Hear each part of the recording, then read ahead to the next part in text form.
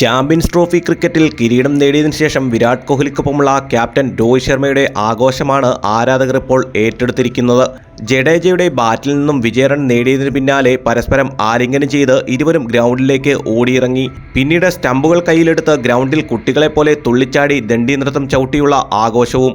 ഇതിനുശേഷം കോഹ്ലിയുടെ അടുത്തെത്തി രോഹിത് പറഞ്ഞ വാക്കുകളാണ് ഇപ്പോൾ വൈറലായിരിക്കുന്നത്. ക്യാമറയിൽ പിടിച്ചെടുത്ത ആ വാക്കുകളിതാണ്. വളരെ വൈകാരികമായി ചെറുപുഞ്ചിരിയോടെ കോഹ്ലിയെ ചേർത്ത് പിടിച്ച് ഇനി നമുക്ക് വിരമിക്കേണ്ടതില്ലല്ലോ എന്ന് രോഹിത് പറയുന്നു.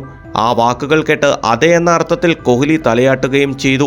ശരിക്കും രോഹിത് ശർമ്മയുടെ ഫോമില്ലായ്മയും ക്യാപ്റ്റൻസിയെ വരെ ചോദ്യം ചെയ്യുന്ന അവസ്ഥയിലാണ് കടന്നുപോയത്.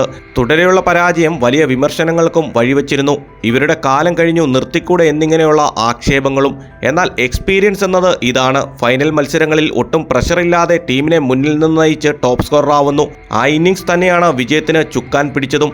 വിമർശനങ്ങളുടെ വായടപ്പിക്കുന്ന പ്രകടനവും. ഇനി അയാളെ കുറ്റം പറയരുത്. കുറഞ്ഞ കാലയളവിൽ 2 ICC ട്രോഫികൾ നേടിയ ക്യാപ്റ്റൻ എന്ന ബഹുമതി രോഹിത്തിന് മാത്രം സ്വന്തം. ഇതുപോലെയുള്ള ഏറ്റവും പുതിയ വീഡിയോസുമായി കാണാം. കാത്തിരിക്കാം. Talk bye Haris.